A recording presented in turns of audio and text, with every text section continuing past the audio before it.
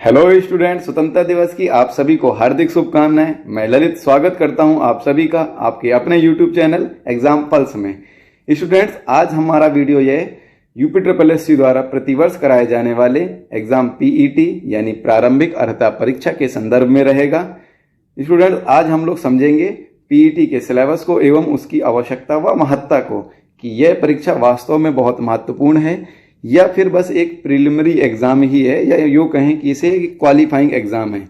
यानी आज जो हम लोग पैट को समझेंगे कि पैट है क्या, इसके सिलेबस को डिकोड करेंगे और फिर इसके बाद जो इसकी क्रमिक रूप से आप बिंदु देख रहे होंगे कि पैट की तैयारी कैसे करें, पहली बार में इस एग्जाम को क्रैक कैसे करें और कौन कौन से एग्जाम हैं जो पीईटी के through UP triple SC conduct कराती है। यानी यूपी ट्रिपल एससी द्वारा कंडक्ट किए जाने वाले सारे एग्जाम्स की हम लोग इस पे आज चर्चा करेंगे। तो पीईटी अब 2 साल पहले से आपका स्टार्ट हो चुका है, जिसके तहत आपकी ये प्रारंभिक परीक्षा होती है। इस पे जो आप मार्क्स गेन करते हो, फिर उस बिहाफ पर जो है डिसाइड होता है कि आप जो आगे आने वाले एग्जाम्स हैं, जिन्हें हम मेंस एग्जाम कहते हैं, उनके लिए आप क्वालिफाई करेंगे या नहीं करेंगे। या आप यहां देख रहे होंगे पैट 2022 का परिणाम, पैट 2022 का परिणाम दिनांक 25/1/2023 को घोषित हुआ और यह जो है एक वर्ष की अवधि के लिए क्या होगा, प्रभावी रहेगा। यानी 24/1/2024 तक प्रभावी रहेगा। इसका अर्थ क्या हुआ, जरा इस पे थोड़ा चर्चा कर लेते हैं। कि जैसे अगर आपका अभी जो 1 अगस्त को जो आपका नोटिफिकेशन आया है, इसका एग्जाम आपकी जो संभावना है 2023 के पैट की, वो संभावना है अक्टूबर मिड या अक्टूबर के लास्ट में, अक्टूबर मिड या अक्टूबर के लास्ट में। अगर इसका जो अब रिजल्ट जो आएगा, वो जाहिर सी बात है वो दिसंबर या जनवरी में आ सकता है, लेकिन जो ज्यादा संभावनाएं हैं वो जनवरी के लास्ट में और फरवरी के स्टार्टिंग में होंगी। क्यों ऐसा मैं कह रहा हूं, क्योंकि यदि ये 24 जनवरी से पहले रिजल्ट घोषित कर देते हैं तो जो आपका जो 23 का होगा, उसका फिर 1 साल का जो पीरियड होता है वो कम हो जाएगा। जैसे मान लीजिए कि अगर 15 जनवरी को ये लोग रिजल्ट डिक्लेयर कर देते हैं, तो नेक्स्ट ईयर फिर 15 जनवरी तक इसको वैलिड रहना भी चाहिए। इस कारण से क्या होता है, यहां पर एक और इन्होंने जो मेंशन किया हुआ पॉइंट, आगे हम लोग इसको देखेंगे। ये रहा वो पॉइंट जिसपे देखिए आयोग की तरफ से ही बताया गया है, आयोग की तरफ से कहा गया है कि 1 वर्ष तक मान रहेगा। यानी 24 जनवरी 2023 को आपको वो रिजल्ट घोषित हुआ था आपका 2022 के पैट का। यानी अब जो अगर कोई फॉर्म निकलता है, आप मान लीजिए दिसंबर में यदि कोई फॉर्म निकलता है, तो वो दिसंबर में जो फॉर्म निकलेगा वो 2023 के पैट के आधार पे ना होकर के वो 2022 के पैट के आधार पे ही निकलेगा। या मान लीजिए 24 जनवरी तक भी कोई फॉर्म निकल आता है, तो उसके लिए 2022 के स्टूडेंट्स ही एलिजिबल रहेंगे। ये पॉइंट्स को आप ध्यान रखिएगा, ये आपके लिए बहुत ही महत्वपूर्ण बिंदु होने वाले हैं। अब हम लोग आगे बढ़ते हैं अपने सिलेबस वाले टॉपिक पे। तो चलिए देखते हैं इसके सिलेबस को। पहले स्थिति में आप देखेंगे तो सिलेबस इसका है, इसमें आपके 100 प्रश्न जो है पूछे जाते हैं। समय आप देखेंगे 2 घंटा और पूर्णांक 100 का है। यानी आपका हर एक क्वेश्चन 1 मार्क्स कंटेन करता है, 1 मार्क्स रखता है। यानी आपके पास समय है 120 मिनट और इस 120 मिनट में आपको 100 क्वेश्चंस अटेम्प्ट करने होते हैं। इस स्थिति में देखेंगे तो पेपर बहुत सरल हो जाता है, लेकिन आयोग भी बहुत चतुर है। कहीं ना कहीं उसने भी ऐसा पैटर्न इसमें सेट कर रखा है कि आपका जो टाइम है वो कंज्यूम करा दे। आगे देखेंगे ऐसा कौन सा सेक्शन है जो जानबूझ करके रखा गया है आपके सिलेबस में, ताकि आपका वो टाइम किल करता रहे परीक्षा में। अगर वो सेक्शन नहीं रखा जाता तो मैं ये कह सकता हूँ कि सामान्य या सामान्य से ऊपर के विद्यार्थी इस पेपर को 1 घंटे में करके चुपचाप आराम से बैठ जाते। लेकिन आयोग ने जानबूझ के वो सेक्शन रखा। और पिछले वर्ष अगर हम देखें 2021 की तुलना में 2022 में, 2021 की तुलना में देखें 2022 में, तो उसने अपने उस सेक्शन के स्तर में काफ़ी अच्छा इजाफा किया है। तो ये सब कारण होते हैं किसी परीक्षा को करने के लिए, क्वालिफाई करने के लिए। ये आपने देखा कि एक क्वेश्चन इतने का है। इसके अलावा अगर हम देखें इसकी नेगेटिव मार्किंग 1/4 की है। 1/4 का अर्थ क्या हुआ, यदि आपने कोई 5 क्वेश्चंस अटैम्प्ट किए, यदि आपने 5 क्वेश्चंस अटैम्प्ट किए हैं और उनमें से 4 क्वेश्चंस आपके रॉन्ग हो जाते हैं, एक क्वेश्चन आप सिर्फ केवल सही कर पाते हैं, ऐसी स्थिति में आपका जो टोटल स्कोर बनेगा वो 0 बनेगा। यानी आपकी ये चारों गलतियां मिल करके आपकी एक अच्छाई को बराबरी कर रही हैं। इसी प्रकार से यदि आप मान लीजिए 4 क्वेश्चन आप अटैम्प्ट करते हैं, उसमें से 3 क्वेश्चन आपके रॉन्ग हो जाते हैं, एक क्वेश्चन आप सही कर ले जाते हैं, अब भी आपको जो मार्क्स मिल जाएगा ना वो 0.25 का मिल जाएगा। तो ये वो बिंदु हैं जिन पर हम लोग ध्यान देंगे। देखते हैं इसके सिलेबस को। तो सिलेबस पे यदि हम चर्चा करते हैं तो सबसे पहले आप देख रहे होंगे कि इसमें जीएस के विषय में बताया गया है। हम लोग इससे थोड़ा सा बाहर निकलते हैं और एक और बिंदु को देखते हैं। पहले इसके एक ओवरऑल फ्रेम को देखते हैं। तो जीएस जो है इसमें 50 मार्क्स की पूछी जाती है। इस जीएस में भी एक्चुअली ये जीएस नहीं है, ये 3 सेक्शंस में आपको कम से कम इसको बांट करके देखना पड़ेगा, तभी आप इसमें अच्छा स्कोर भी कर पाएंगे और आपके जो है एक पिक्चर भी क्लियर बन पाएगी। यदि मैं इसको ओरिजिनली कहूँ तो ये आपकी जीएस है जो कि 30 मार्क्स की आ रही है। नेक्स्ट है आपकी जिसे हम लोग स्टैटिक जीके कहते हैं, स्टैटिक जीके कहते हैं, ये आपकी 10 मार्क्स की आती है। और नेक्स्ट आता है आपका जनरल अवेयरनेस यानी करंट अफेयर्स, ये भी आपका 10 मार्क्स का आता है। फिर ये जो 30 नंबर की जीएस है जिसे हम लोग कन्वेंशनल सब्जेक्ट्स कहते हैं, जो हमारे सब्जेक्ट्स लगातार सर परीक्षा में रहते हैं, जैसे आपका हिस्ट्री हो गया, ज्योग्राफी हो गया, पॉलिटी हो गया, इकोनॉमिक्स हो गया, साइंस हो गया, इन सभी से भी, जैसे हिस्ट्री के भी इन्होंने 2 पार्ट्स कर दिए हैं 5-5 सेक्शन के, यानी इंडियन कल्चर को लेकर के इंडियन हिस्ट्री और मॉडर्न हिस्ट्री 10 नंबर हो गए, 5 की ज्योग्राफी 15, 5 की पॉलिटी 20, 5 की इकोनॉमिक्स 25 और 5 की साइंस 30। इस प्रकार से जो 30 मार्क्स हैं, इस प्रकार से जो आप नोटिस करेंगे जो 30 मार्क्स हैं वो क्या हो जाएंगे, वो इन सेक्शंस से पूछे जाते हैं। फिर स्टैटिक जीके में आपकी बहुत सारे जो पॉइंट्स हैं इनसे संबंधित क्वेश्चंस बनते हैं। अभी हम देखेंगे कि सिलेबस में क्या क्या बात कही गई है। और नेक्स्ट आता है जनरल अवेयर यानी करंट अफेयर्स, इससे भी आपके 10 प्रश्न बनते हैं। इस प्रकार से आपकी जो जीएस है वो 50 मार्क्स कवर करती है। दूसरा आता है हमारा सेक्शन जिसे हम लोग कहते हैं हिंदी। ये सेक्शंस भी आपका जो है 15 मार्क्स गेन करता है। इस सेक्शंस के भी 2 हिस्से रहते हैं।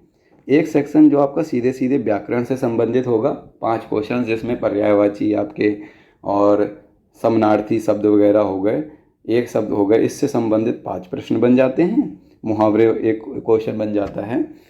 और जो 10 क्वेश्चन होते हैं ये आपके अपठित गद्यांश से पूछा जाता है। यानी आपको एक कोई अनसीन पैसेज दिया जाएगा, उसको पढ़ना होगा और इस प्रकार के 2 पैसेज आपके सामने आते हैं। हर पैसेज से 5 क्वेश्चन पूछे जाते हैं। यानी आप पैसेज पढ़ेंगे, उसके उत्तर उसी में होंगे और फिर उससे आपको आंसर देना पड़ता है। तो इस प्रकार से 10 क्वेश्चन यहाँ से आते हैं। नेक्स्ट सेक्शन आता है, इसको अभी थोड़ा सा दूर रखते हैं, इस सेक्शंस की जगह हम दूसरे सेक्शन पर भी चर्चा करते हैं। तो नेक्स्ट है आपकी रीजनिंग आपकी बहुत ही सरल लेवल की और बिल्कुल सतही स्तर की क्वेश्चन पूछे जाते हैं। 5 क्वेश्चंस आते हैं रीजनिंग में विभिन्न चैप्टरों से। नेक्स्ट है आपका इंग्लिश भी आपकी बिल्कुल सरल स्तर की आती है और आप यदि कुछ भी इंग्लिश के विषय में नहीं पढ़ते हैं तो भी आप 2 से 3 मार्क्स गेन कर सकते हैं। आगे हम लोग इस पर डिस्कस करेंगे जब अपना नेक्स्ट वीडियो बनाएंगे, जिसमें बेस्ट बुक क्या होना चाहिए, बेस्ट मेथड क्या होना चाहिए इसको पढ़ने के लिए। इन सारे सेक्शंस को एक सेक्शंस को डिस्क्लोज करेंगे और साथ में जो प्रीवियस ईयर का पेपर है उसको भी मैं आपको इसके साथ में कंपेयर करके दिखाऊंगा, ताकि आपको पता चले एक्चुअल में वो पेपर में पूछा क्या जा रहा है और आपने जो अपनी परिधि है, जो आपकी जो परिधि है, आपने उसको कितना बड़ा बना रखा है। एक्चुअल में एग्ज़ाम जो है वो सिर्फ इतने से क्षेत्र में पूछा जा रहा है, लेकिन आप जीएस को और बाकी सब्जेक्ट्स को लेकर के अपने जोन को इतना फैलाए हुए हैं, जिसके कारण आपको क्या है कठिनाई हो जाती है इस एग्ज़ाम को क्वालिफाई करने में, यानी आपके लिए आवश्यक था मात्र इस सेक्शंस को पढ़ना और आप जो है भटक करके इन सभी जगह पर अपना जो है समय बर्बाद कर रहे हैं।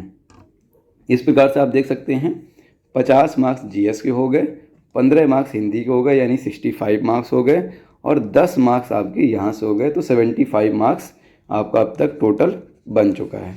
शेष जो आपका सेक्शन है वो आपका कहाँ बनेगा, वो बनेगा मैथमेटिक्स में। मैथमेटिक्स आपकी 25 मार्क्स की पूछी जाती है। 25 मार्क्स को भी 2 हिस्सों में इन्होंने बांटा हुआ है। 5 मार्क्स से आपसे किसी भी चैप्टर से, जो इन्होंने 4-5 चैप्टर 6 चैप्टर बताए हुए हैं, उनमें से एक से क्वेश्चन बिल्कुल सिंपल स्तर के क्वेश्चंस बन जाते हैं। और जो यहाँ पर 20 क्वेश्चन हैं, अभी मैंने ऊपर चर्चा की थी टाइम कंज्यूमिंग, वो ये डीआई के क्वेश्चन आते हैं, जिसको हम लोग कहते हैं डाटा इंटरप्रिटेशन, डीआई।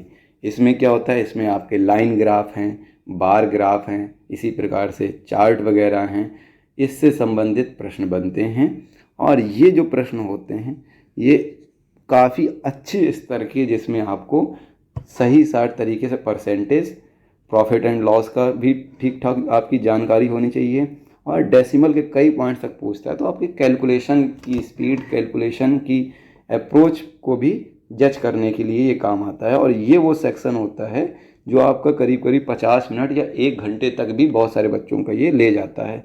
सामान्य स्थिति में देखें तो डीआई के जो 20 क्वेश्चन पूछे जा रहे हैं वो अच्छे विद्यार्थी भी आधा घंटे इसमें कई बार खपा देते हैं।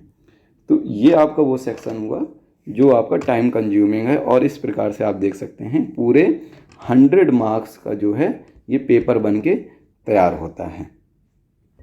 चलिए आगे बढ़ते हैं और देखते हैं। अब आपने ये सिलेबस को अपने जान लिया है, जो सबसे इम्पोर्टेंट सेक्शन था कि आपके कौन से सेक्शन से कितने प्रश्न बन रहे हैं, उसकी वेटेज आयोग ने क्या डिसाइड की हुई है। इस वेटेज के आधार पर ही हम अपने अगले बिंदु की चर्चा करेंगे, जो कि हमारा बिंदु था पेट की तैयारी कैसे करें। यदि हम अपने पहले पॉइंट पर जाएं, आप इसको देख सकते हैं, इस पर हमने बात की हुई है कि पेट की तैयारी कैसे करें और पहली बार में एग्ज़ाम कैसे पास करें। इन सब की चर्चा हम लोग अब करते हैं, क्योंकि अब हम लोग सिलेबस को भली भांति जान चुके हैं। तो पेट की तैयारी कैसे करें, इसका सबसे अच्छा तरीका है कि आप अपने सिलेबस को जानें। एक बार आप अपने सिलेबस को जान गए, जो कि संभवतः मैंने अभी आपको बताया हुआ है, तो आपके सामने कई सारी पिक्चर्स क्लियर हुई होंगी। तो सिलेबस के आधार पर ही आप तैयारी प्रारंभ करें, ये आप ध्यान रखें।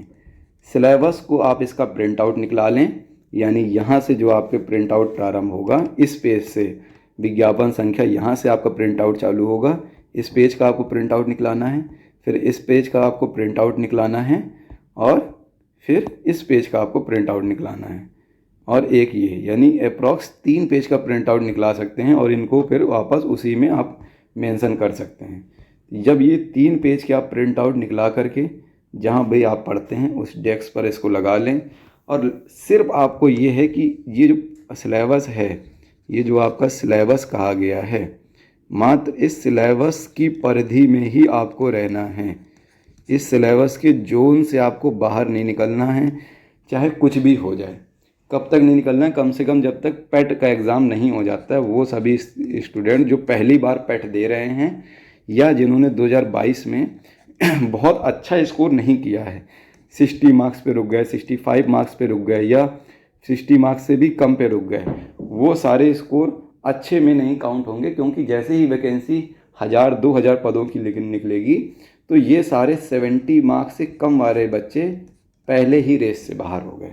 इस बात को आप ध्यान रखेंगे। तो आपको क्या करना है, सिलेबस को सबसे पहले समझना है, जो कि मैंने आपको पूरी तरह से बता दिया है। फिर भी आप इस सिलेबस के जो 3 पेज हैं इसको निकलाकर अपने डेस्क पर रख लेंगे। अब देखते हैं कि आयोग ने किस खंड को खुद से कितना वेटेज दिया है। आयोग ने जैसा वेटेज दिया है, हम भी अपनी जो डेली शेड्यूल है, जो हम लोग डेली स्टडी प्लान करेंगे, जो डेली शेड्यूल होने वाला है, वो जो डेली शेड्यूल में है, आप सभी को अपना इंडिविजुअली उसी हिसाब से वेटेज रखना है। हाँ, आप ये कर सकते हैं कि जैसे आपकी मान लीजिए मैथ बहुत वीक है, मैथ में भी आप स्पेशली आपका जो डीआई का सेक्शन है वो अधिक वीक है, तो आप क्या कर सकते हैं कि डेली 5 से 10 क्वेश्चन यानी 2 DI के क्वेश्चन 2 DI लगा सकते हैं। 5-5 मार्क्स वाली 2 DI यानी टोटल 10 क्वेश्चंस आप डेली लगा सकते हैं। तो इससे क्या होगा कि आपकी फ्रीक्वेंसी बनी रहेगी और क्वेश्चंस के टोन के साथ में आप बने रहेंगे, उसके पैटर्न के साथ में बने रहेंगे। लेकिन आपको जो वेटेज है, इस वेटेज को भूलना नहीं है, इस बात को आप ध्यान रखेंगे। जो आपका वेटेज बताया गया है, इस वेटेज से आप किसी भी हाल में बाहर नहीं निकलेंगे। आयोग ने खुद 50 क्वेश्चंस कहे हैं हिंदी विषय के लिए, तो आपको GS के लिए, तो आपको जो है GS, GK और जनरल अवेयरनेस, इन 3 सेक्शंस पे अपनी जो स्टडी का है वो, अगर आप 8 घंटे पढ़ाई कर रहे हैं तो करीब करीब 3-4 घंटे या 5 घंटे तक आप इसमें वेटेज दे सकते हैं।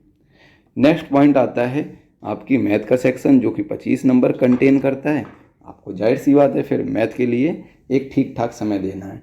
यदि आपकी आप मैथ के स्टूडेंट्स रहे, यानी BSc वगैरह, आपने साइंस साइड स्टूडेंट्स हैं, BSc किया हुआ है और आपकी अच्छी मैथ है, तो आप थोड़ी सा अपना इसमें वेटेज कम कर सकते हैं। ये आपके इंडिविजुअली बिल्कुल डिपेंड करता है। इसके लिए आपको कोई प्रॉपर गाइड नहीं कर सकता, क्योंकि आप खुद को बेहतर तरीके से ज़्यादा जानते हैं। बस आपको ये बात ध्यान रखनी है कि पेपर में कितने मार्क्स के कौन से सेक्शन से क्वेश्चन आ रहे हैं, तो उसी हिसाब से हमें जो है उस सब्जेक्ट का वेटेज देना है। ये स्टूडेंट्स बात रही पेट की तैयारी कैसे करें। तो ये है आपका तैयारी का वो मेन फंडा कि आपको तैयारी जो है, आप चाहे बिगिनर्स हों तो आपके लिए ये बिल्कुल राइट टाइम है। अब से आप लगातार अपनी तैयारी को ग्रोथ को बढ़ाते रहिए, लगातार जो टॉपिक्स हैं उसका रिवीजन करते रहिए, और जो है एग्ज़ाम आने तक, यानी जब मैंने बताया आपको अक्टूबर के मिड से लेकर के अक्टूबर के लास्ट तक एग्ज़ाम की संभावना है, तब तक आप अच्छे तरह से स्थिति में होंगे कि एग्ज़ाम को 70+ मार्क्स या 80+ मार्क्स आप बहुत ईजिली गेन कर ले जाएंगे। अभी मैं आगे डिस्क्लोज़ करूँगा कि कैसे आप इतने मार्क्स गेन कर सकते हैं। नेक्स्ट आता है, नेक्स्ट यदि हम बिंदु की चर्चा करते हैं तो नेक्स्ट पॉइंट है हमारा कि पहली बार में ही एग्ज़ाम कैसे क्रैक करें। तो ये भी अपने पीछे वाले बिंदु पर ही डिपेंड है कि अगर आप ये समझ गए हैं, सिलेबस को यदि आप समझ गए हैं, फिर तैयारी कैसे करें ये समझ गए, यानी आपको अपने जो रिसोर्सेस हैं, ये आप एक और पॉइंट ध्यान रखें, आपके जो रिसोर्सेस हैं उसको आपको कितना लिमिटेड रखना है, क्योंकि आपके एग्ज़ाम की डिमांड कितनी है।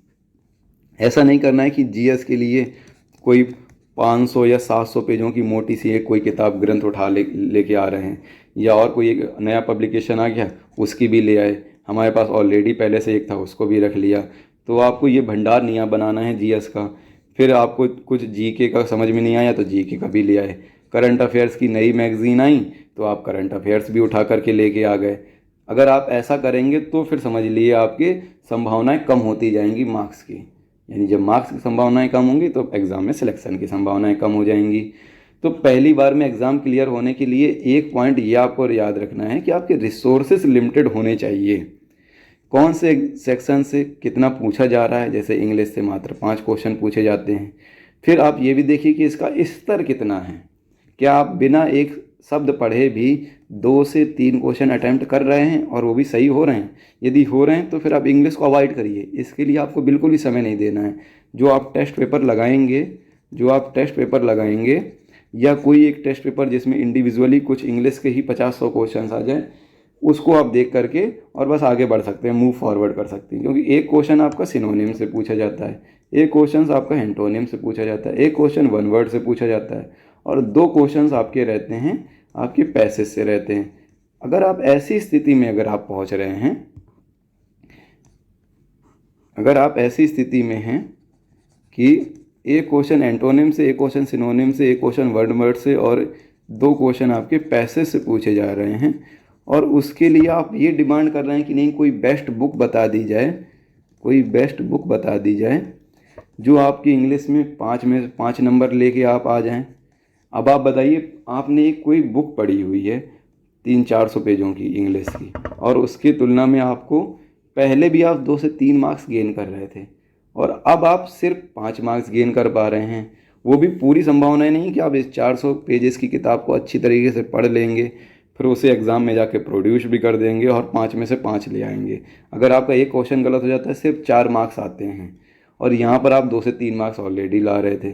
तो आप समझ सकते हैं कि आपने जो टाइम दिया है इसके बदले में आपने कितना नंबर गेन किया, सिर्फ 1 मार्क्स गेन किया, और उसके बदले में आप किसी दूसरे सेक्शन से इतना टाइम दे करके इससे ज़्यादा मार्क्स ला सकते थे। तो ये वो पॉइंट है कि आपको तैयारी में रिसोर्सेज अपने लिमिटेड रखने हैं। इसी प्रकार से आप रीजनिंग के सेक्शन को भी ले सकते हैं कि रीजनिंग सेक्शन में बिल्कुल बहुत ही हल्के स्तर के 5 क्वेश्चंस पूछे जाते हैं, जिसके लिए आपको किसी भी रेफरेंस बुक की आवश्यकता नहीं है। मैं फिर से कहता हूँ, किसी भी रेफरेंस बुक की आवश्यकता नहीं है। सेम मैथ के लिए आपको किसी भी रेफरेंस बुक की आवश्यकता नहीं है, और डीआई के लिए ज़रूर आप गूगल से कुछ डाउनलोड कर सकते हैं या किसी कोचिंग को और फॉलो कर सकते हैं जो डीआई क्वेश्चन लगातार प्रैक्टिस कराते रहे। वैसे कोशिश करूँगा मैं भी आपको डीआई के क्वेश्चंस करा दूं, ताकि आप इससे भली भांति इसके पैटर्न से परिचित हो जाएं और कैसे इसको सही अप्रोच के साथ में एग्ज़ाम में डील कर पाएँ। क्योंकि जब पेपर में ये डीआई के क्वेश्चन पूछे जाते हैं तो बहुत ही हड़बड़ाहट होती है, और जिसके कारण जो है बहुत छोटी छोटी सिली मिस्टेक्स हो जाती हैं।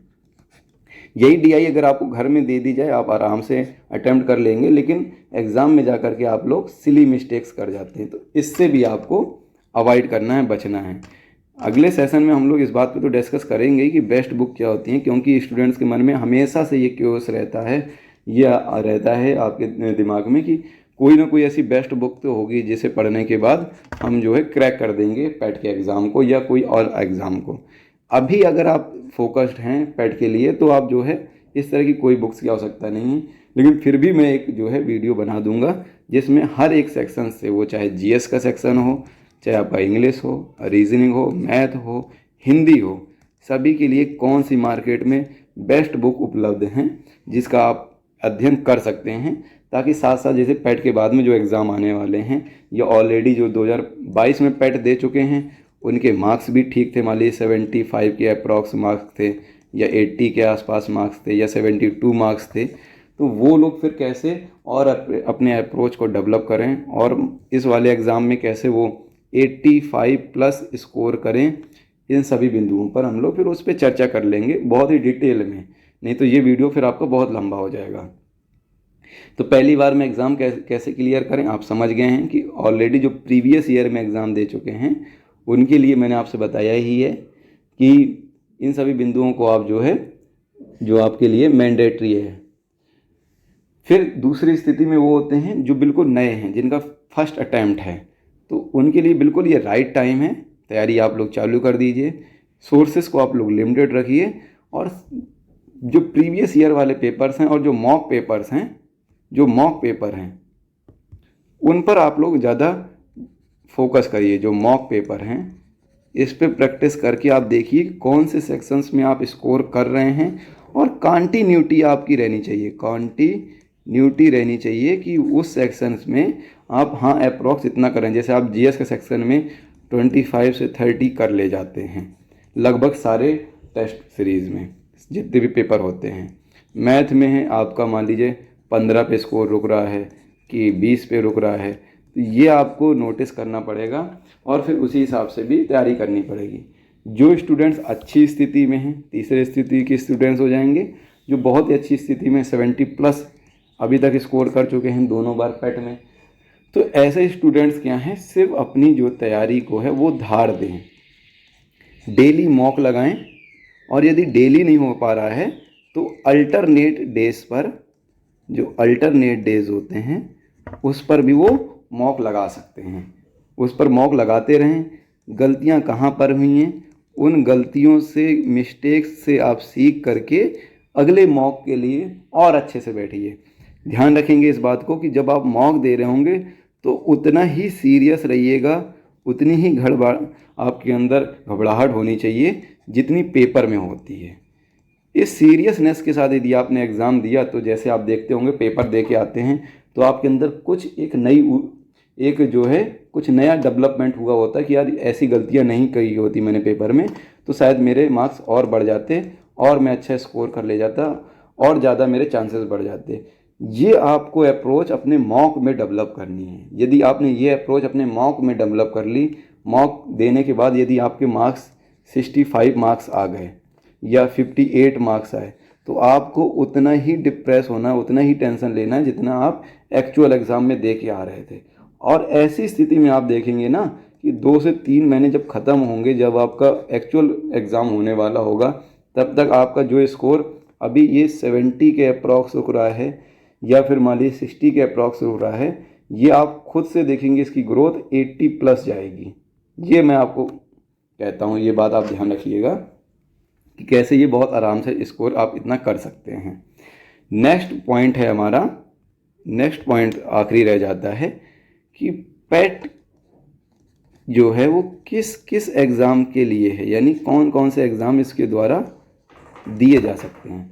तो जैसा कि मैंने आपसे शुरुआत में बताया कि जो पेट है वो प्रिलिमिनरी एलिजिबिलिटी टेस्ट है, यानी ये वो परीक्षा है जिस पे आप जितने अच्छे अंक स्कोर करेंगे, ये सिर्फ क्वालिफाइंग नेचर नहीं है, ये जो है क्वालिफाइंग नेचर का वो एग्ज़ाम नहीं है कि आपने सिर्फ क्वालिफाई कर लिया 33% या 33% आप मार्क्स लिया है बस हो गया, नहीं, ये क्वालिफाइंग की वो स्थिति है कि जिसमें आप जितना अच्छा स्कोर करेंगे, आप जो है जो दूसरी आपके जो मेंस वाले एग्ज़ाम होंगे, जो मुख्य परीक्षाएं होंगी आयोग द्वारा कंडक्ट की जाने वाली, उसके लिए आपकी संभावनाएं जो हैं, जो आपकी पॉसिबिलिटी हैं, वो उतनी ही बढ़ जाएंगी संभावनाएं कि हाँ अब आप जो है इस एग्ज़ाम को आप दे सकते हैं। तो ये बात आप दिमाग में रखिएगा कि आप इसको लाइटली लेकर के तैयारी मत करिए कि चलो ये तो बस प्री का एग्ज़ाम ही है, दे लेते हैं, कोई बात नहीं है।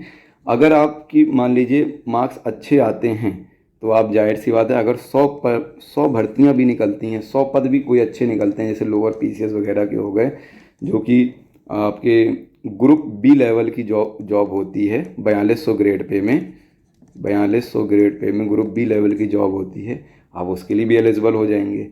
यदि आपके मार्क्स कम आते हैं तो अभी आपका देखा है आपने लेटेस्ट में वीडियो 2023 की नोटिफिकेशन आया, उसमें करीब करीब 1400 के आसपास 1468 शायद वैकेंसी आई हैं।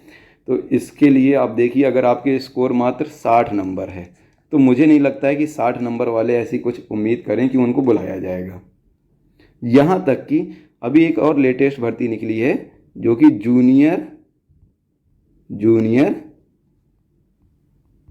असिस्टेंट की है, जूनियर असिस्टेंट की भर्ती है। इस भर्ती में अगर आप पद देखें तो करीब करीब 3800 कुछ पद निकले हुए हैं, 3800 के अप्रॉक्स हम लोग राउंड फिगर में ले लेते हैं। इसमें भी आयोग ने कहा है कि हम मात्र 15 गुना बच्चे बुलाएंगे, 15 टाइम्स। अब 15 गुना के हिसाब से आप देख सकते हैं तो करीब करीब आपका ये बन जाएगा 60,000 के आसपास बच्चे बन जाते हैं, अप्रॉक्सीमेटली बात करेंगे, बहुत सारे बच्चे सेम नंबर पे लाई कर जाते हैं। तो ये 60,000 बच्चों के लिए मुझे नहीं लगता कि 70 नंबर से कम वालों को बुलाया जाएगा। तो ये इस आधार पे आप देखेंगे तो आप ज़्यादा एक्चुअल में इस एग्ज़ाम के लिए फोकस्ड रहेंगे और ज़्यादा सीरियस होकर के एग्ज़ाम देंगे। तो ये आप ध्यान रखेंगे कौन कौन से एग्ज़ाम कंडक्ट कराए जाते हैं। तो UPSSC के अंतर्गत आने वाले जितने भी आपके परीक्षाएं होती हैं, समूह ग की और समूह ख की परीक्षाएं, ठीक है, इसमें सचिवालय में बहुत सारे विभिन्न पदों के निकलते हैं, वो चाहे आपके क्लर्क के पद हों या फिर अधिकारी लेवल के पद हों, जैसे 1900 ग्रेड पे या उससे ऊपर से लेकर के आपके 4200 ग्रेड पे या 4600 ग्रेड पे से कम के हम जितने भी पद कह दें, वो सारे पद इसके अंतर्गत निकलते हैं। अर्थात 1900 ग्रेड पे से स्टार्ट होकर के 4600 ग्रेड पे से नीचे के सारे पद इसके अंतर्गत आते हैं। यानी आप इसमें वीडियो, लेखपाल, ठीक है, इसी प्रकार से कुछ टेक्निकल में नलकुल संचालक वगैरह हैं, जेई वगैरह के पद हैं। फिर आप देखते हैं तो चकबंदी अधिकारी का पद निकला था अभी आपका लेखपाल के थ्रू, मंडी इंस्पेक्टर का पद निकला था, सप्लाई इंस्पेक्टर का पद निकला था, नगर पालिका में जो आपका अधिकारी बैठता है, नगर पालिका या नगर पंचायत अधिकारी जो होता है, उसके भी पद इसी के थ्रू। तो इससे जो है वेरियस जो पद निकलते हैं और अच्छे स्तर के पद निकलते हैं। तो आप इसको बिल्कुल भी लाइटली नहीं ले सकते हैं, बहुत ही ध्यानपूर्वक इसकी आपको तैयारी करनी है। आशा करता हूं कि आपको जो मैंने अभी टॉपिक्स बताए हैं वो कुछ ना कुछ आपके सारे पॉइंट्स क्लियर हुए होंगे। शेष आप ये देख रहे होंगे कि इसका ये सिलेबस है, जैसे ये भारतीय इतिहास से संबंधित इन बिंदुओं पर प्रश्न बनते हैं। सिंधु घाटी सभ्यता हो गई, सिंधु घाटी सभ्यता हो गई आपकी। अगर यहाँ पर देखेंगे तो सिंधु घाटी सभ्यता हो गई, वैदिक सभ्यता है, बौद्ध धर्म और जैन धर्म से हो गया। फिर मौर्य वंश आ जाता है। मौर्य वंश में भी स्पेशली अशोक को टारगेट करके पूछ रहे हैं। फिर भी अगर आप पढ़ना चाहें तो चंद्रगुप्त मौर्य हो गया, अशोक हो गया, इन दोनों विषय में पढ़ सकते हैं। गुप्त वंश में भी समुद्रगुप्त और चंद्रगुप्त द्वितीय विक्रमादित्य के विषय में सिलेबस में ही उन्होंने मेंशन कर दिया कि हम भाई सिर्फ इनसे ही पूछेंगे। तो आपको बहुत सारी चीज़ें कि आपने ये किताब ले ली और बस उसको पढ़ना चालू कर दिया है बिना ये सोचे समझे, ऐसी गलती नहीं करनी। मैं आपको अपना जो एक आध दूसरा तीसरा कोई वीडियो अभी अपलोड होगा, नेक्स्ट वीडियो तो शायद करंट अफेयर्स का आपके सामने आएगा। इसके बाद जो अगला वीडियो होगा इसमें मैं आपको प्रीवियस ईयर 2022 का पेपर ले करके और ये सिलेबस के साथ में आपको दिखाऊंगा कि एक एक जो सिलेबस में बात कही गई है, इस सिलेबस के बिंदु पर ही उन्होंने प्रश्न पूछा है। एक भी क्वेश्चन इससे दाएं बाएं नहीं पूछा है। और आप लोग क्या करते हैं कि आपने मान लीजिए जो भी आपको बुक आपके पास है, किरण की पब्लिकेशन की है, अरिहंत की है या लूसेंट की है, आपने वो बुक लिया और बस आपने पढ़ना चालू कर दिया बिना ये समझे कि एक्चुअल में उसकी डिमांड क्या थी। वो कह रहा है मैं सिर्फ सिंधु घाटी सभ्यता पूछूंगा, फिर वैदिक संस्कृति से पूछेंगे, बौद्ध धर्म से पूछेंगे, जैन धर्म से पूछेंगे, मौर्य वंश से पूछेंगे भी तो सिर्फ अशोक के संदर्भ में पूछेंगे कि अशोक का ये शिलालेख में क्या कहा गया है, अशोक ने जो जितने भी युद्ध किए उसके संदर्भ में, कलिंग विजय के संदर्भ में पूछ लेंगे, या अशोक के शासनारूढ़ के विषय में पूछ लेंगे, अशोक के जो पिलर्स वगैरह हैं वो कहाँ से प्राप्त हुए, बस इन बिंदुओं पर प्रश्न वो पूछ लेता है।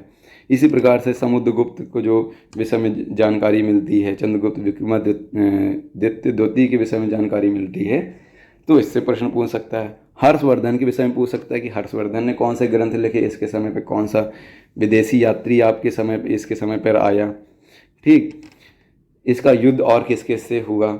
इसी प्रकार से राजपूत काल, सल्तनत काल में, मुगल काल में, मराठाओं से संबंधित, ब्रिटिश राज का अभ्युदय यानी कौन सी कंपनी आई ब्रिटिश शासन के समय और कैसे इन्होंने भारत में अपने पैर जमाए, चाहे वो 1757 का प्लासी युद्ध हो, 1764 का बक्सर युद्ध है, ये सब चीज़ें इस पर आपकी 1857 का ये खुद से कह रहे हैं। देखिए 1857 के यानी प्रथम स्वतंत्रता संग्राम से हम प्रश्न पूछेंगे, ये इन्होंने खुद से कह दिया है कि हम 1857 से प्रश्न पूछेंगे भाई। और फिर इसी प्रकार से जो सामाजिक और आर्थिक प्रभाव, यानी हम सिर्फ इतनी जगह से प्रश्न पूछेंगे। अब आपको जो तैयारी जितनी करनी है आप करते रहिए। सेम चीज़ आपकी मॉडर्न हिस्ट्री में भी बताते हैं कि मॉडर्न हिस्ट्री में हमको क्या पढ़ना है, हमें सिर्फ स्वाधीनता आंदोलन के विषय में पढ़ना है। फिर सविनय अवज्ञा आंदोलन और स्वदेशी मूवमेंट आपको स्पेशली पढ़ना है। महात्मा गांधी और अन्य नेताओं की भूमिकाएं इसमें पढ़ लेनी है, यानी बिल्कुल लिमिटेड उसने खुद से कर दिया है।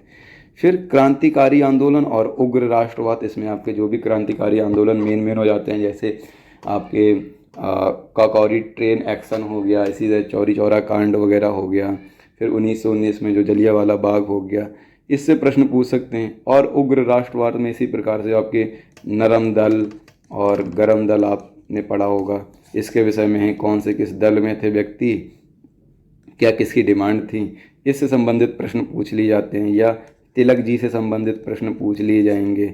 ये आपके गरम दल में कहते थे लाल बाल पाल, लाल बाल पाल यानी लाला लाजपत राय, बाल गंगाधर तिलक, और इसके बाद में ये आपके लाल बाल पाल के नाम से हो जाते हैं तीन लोग, यहाँ पर विपिन पाल करके हो जाता है। तो वो सिलेबस को ही आपको देखना है। फिर इसी प्रकार से 1935 का ब्रिटिश इंडिया एक्ट, वो खुद से कह रहे हैं हम पूछेंगे। और विधायी संशोधन जो 1861 में हुआ, 1919 में हुआ, इससे संबंधित हम पूछ लेंगे। फिर और क्या पूछेंगे, हम पूछेंगे भैया भारत छोड़ो आंदोलन, आज़ाद हिंद फौज और नेताजी सुभाष चंद्र बोस। ये उसका सिलेबस का एक और पॉइंट कह रहा है कि हमें सिर्फ टारगेट करके इतना ही पूछना है। फिर आपको जो पढ़ना है आप पढ़ते रहिए, हमें तो इतना पूछना है और इसी से हम प्रश्न बनाएंगे। अगर आपने इतना पढ़ लिया तो आप आराम से हिट कर ले जाएंगे। सेम चीज़ आप देखेंगे तो ज्योग्राफी में है कि ज्योग्राफी में आप देखेंगे तो नदियाँ, नदी घाटियाँ, भूजल संसाधन, पर्वत पहाड़ियाँ, हिमनद, मरुस्थल, वन, खनिज संसाधन, हम इतने टॉपिक से प्रश्न पूछने वाले हैं। भारत एवं वैश्विक राजनीतिक भूगोल यानी जो पॉलिटिकल मैप होता है उससे संबंधित कुछ प्रश्न पूछे जा सकते हैं कि जैसे रशिया यूक्रेन का वॉर हो रहा है तो यूक्रेन की जो है वो बाउंड्री किन देशों के साथ शेयर होती है या किन देशों के साथ बाउंड्री शेयर नहीं करता है, या कौन सा समुद्र है या जो है यूक्रेन को टच करता है। इस तरह से कोई भी एक सिंपल सा इस तरह का क्वेश्चन बना देंगे। इसी प्रकार से जलवायु से संबंधित कोई प्रश्न पूछ लेंगे कि कितने जलवायु में बांटा गया है, कितने टाइम जोन में बांटा गया है।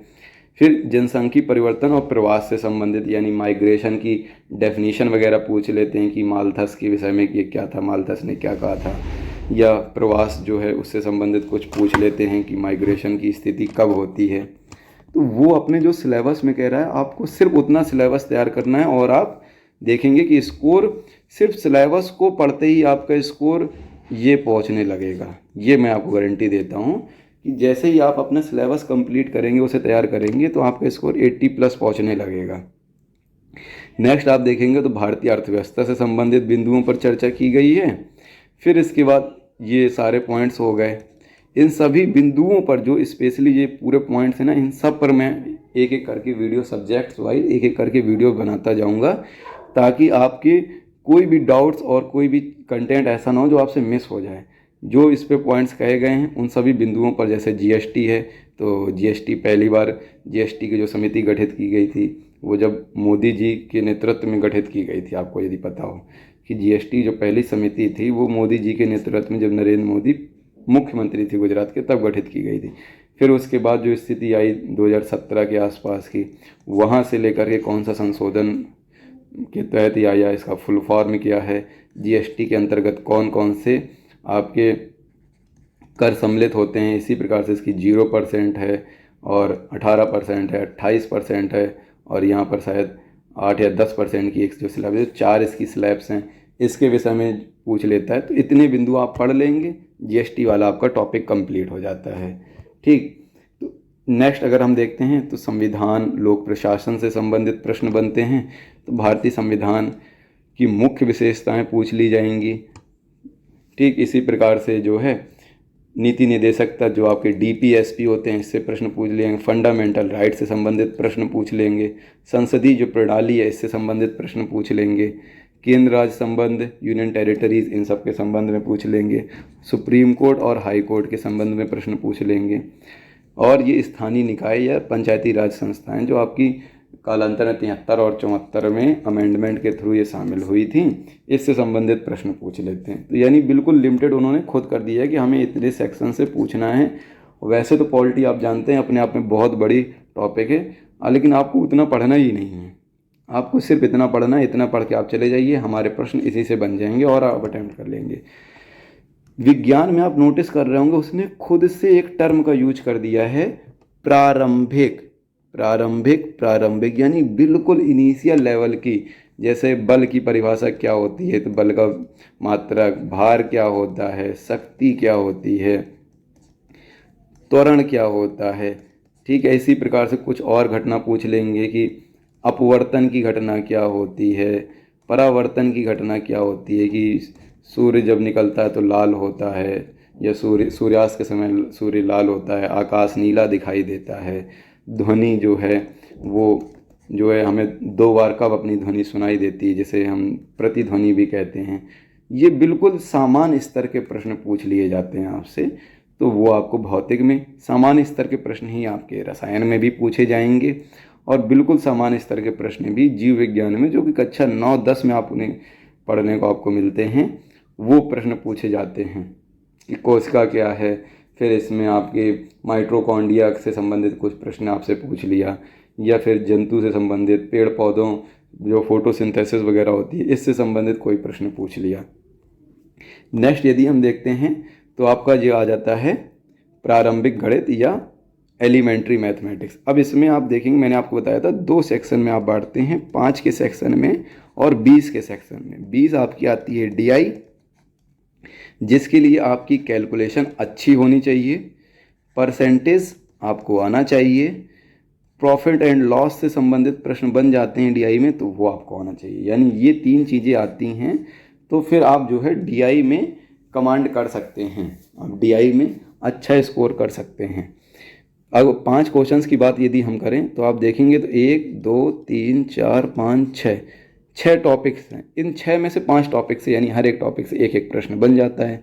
अक्सर क्या देखा जाता है कि परसेंटेज से भी प्रश्न बन जाता है यहाँ पर भी, और परसेंटेज आपका डीआई में काम आ जाती है। तो ये आप देख सकते हैं कि परसेंटेज आपके लिए, परसेंटेज जो है वो काफ़ी महत्वपूर्ण भूमिका निभाता है। और कैलकुलेशन तो आपको स्मार्ट करनी ही पड़ेगी, क्योंकि पेट तो आपका बताया ही एक वो माध्यम है जिसके द्वारा आप अच्छे पद के लिए जो है अपनी दावेदारी ठोकते हैं कि हाँ हम भी इस एग्ज़ाम को देंगे। लेकिन पेट के बाद जब कोई दूसरा पेपर होगा, मान लीजिए लोअर पीसीएस की 700 वैकेंसी निकल आई, अब इसके लिए आपको तो स्तर अच्छा होना ही चाहिए ना। तो ऐसी स्थिति में आपका जो कैलकुलेशन है वो स्मार्ट कैलकुलेशन आप करने का डेवलप करिए। जो थोड़े बहुत आपके स्क्वायर होते हैं, स्क्वायर रूट होते हैं, क्यूब होते हैं, क्यूब रूट होते हैं, एवरेज कैसे निकालना है, मल्टीप्लिकेशन और डिवीज़न का काम कैसे करना है स्मार्टली, ये आप इतना समझ लेंगे तो आपको कोई बहुत फॉर्मूले इसमें याद करने की आवश्यकता नहीं है। फिर आप नेक्स्ट पॉइंट पे यदि आप देखते हैं तो आपका आ जाता है सामान्य हिंदी।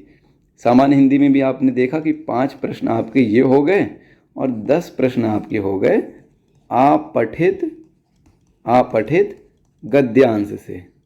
ठीक, यानी 10 प्रश्न आपके 2 पैसेज दिए जाएंगे, हर एक पैसेज में 5-5 क्वेश्चंस होंगे और इस प्रकार से आपके 10 प्रश्न बन जाएंगे।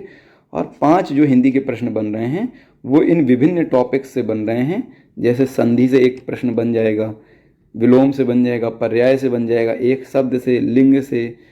ठीक है, इसी प्रकार से आपका समानार्थी शब्द, मुहावरे, अशुद्धियाँ, लेखक या रचनाएं। तो इसमें होता क्या है एक्चुअली, इसमें आपसे क्या पूछा जाएगा, इन आपके टॉपिक्स देख रहे होंगे 1 2 3 4 5 6 7 8 9, ये 8-9 टॉपिक्स में से जो हैं किसी भी 5 से प्रश्न पूछ लेते हैं, यानी कोई 4 स्किप कर देंगे। ये आपका, यानी हिंदी तो बहुत सारे टॉपिक्स हैं, मोर देन 15 टॉपिक्स, 20 टॉपिक्स हैं। रस, छंद, अलंकार वगैरह हैं, समास है, वो सब आपको पढ़ना है। लेकिन वो पढ़ना तब है जब आप फिर दूसरा एग्ज़ाम दे रहे हों।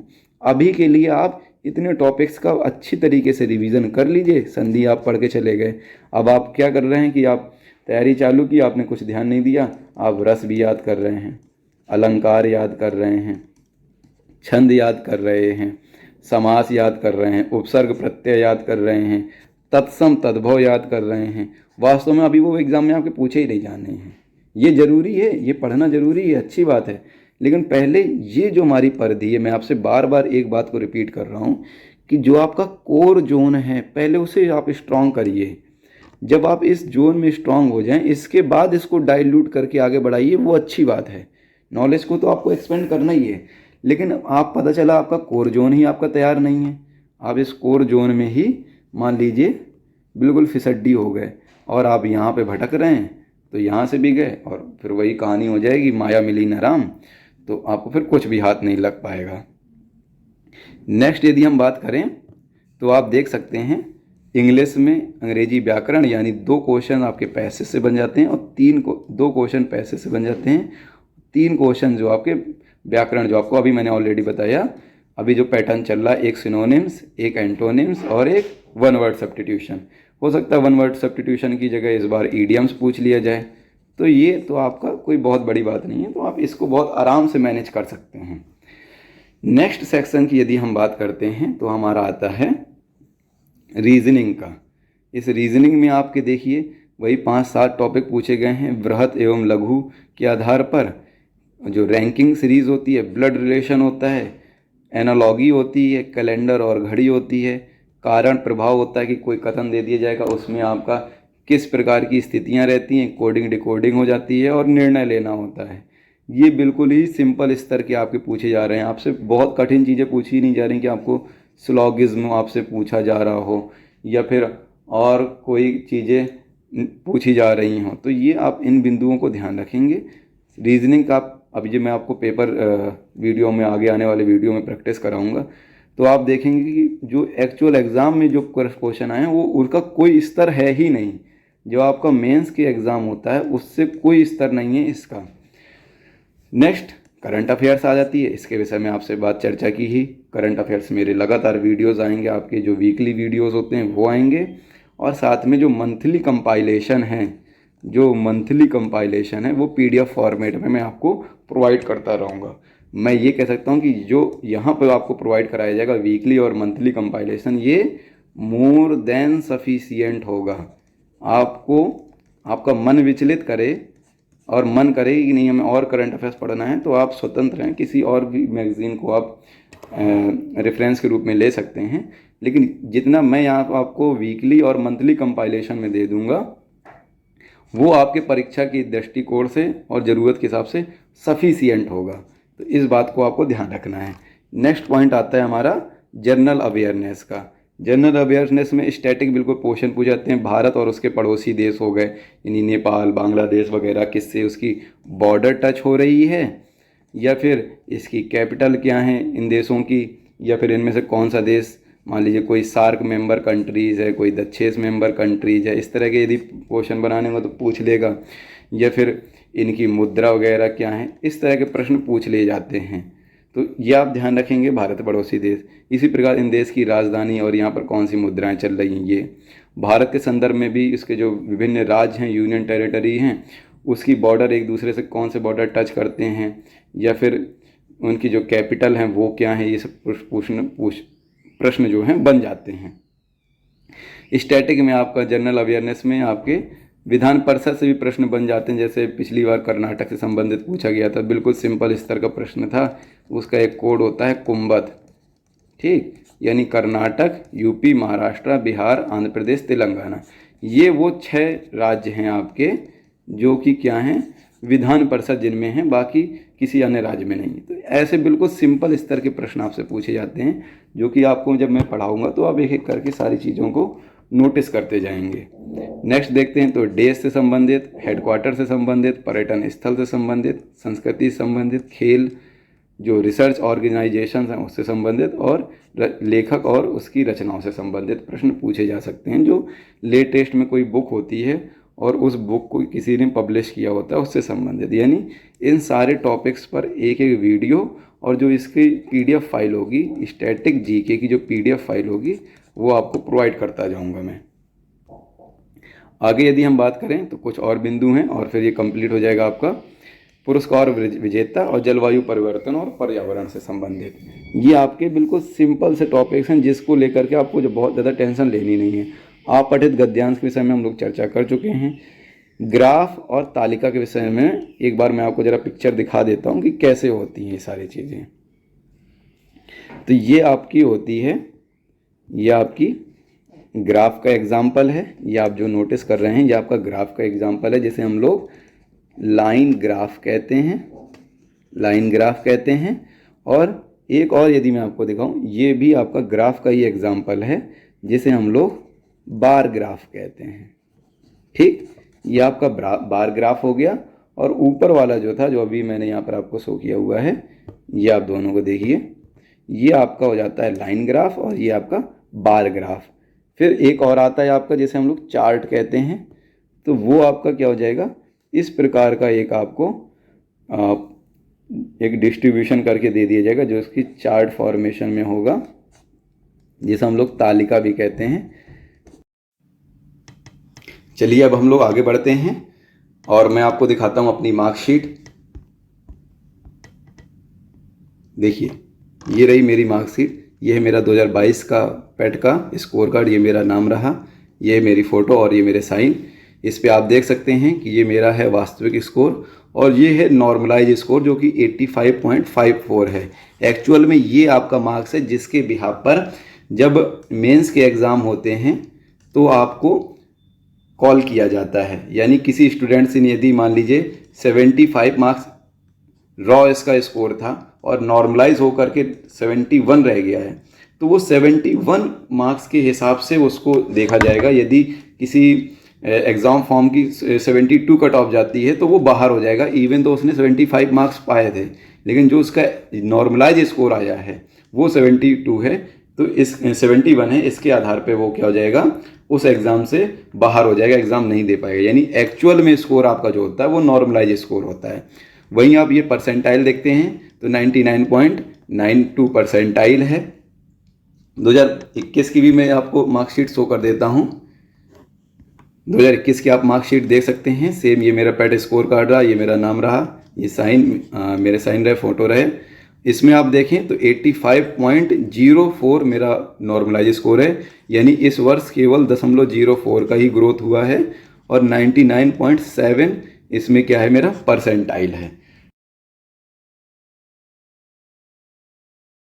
ठीक है स्टूडेंट, इस प्रकार आप देख सकते हैं कि ये जो है 85 प्लस का जो टारगेट है, आप कैसे इसको अचीव कर सकते हैं। आप अपना एक बड़ा लक्ष्य सेट करिए और उसको अचीव करने के लिए जो छोटे छोटे गोल्स हैं उनको पाते हुए आप उस बड़े लक्ष्य तक पहुंच सकते हैं। आशा करता हूं कि आज का जो वीडियो है ये इन्फॉर्मेटिव रहा होगा, आपके बहुत सारे डाउट्स को इसने दूर भी किया होगा। तो इस सेशन को यहीं कंप्लीट करते हैं। चैनल को सब्सक्राइब कर लीजिए, ज़्यादा से ज़्यादा लोगों के साथ शेयर भी करिए और लाइक करते रहिए, जिससे कंटेंट की गुणवत्ता का पता चलता रहता है। जय हिंद।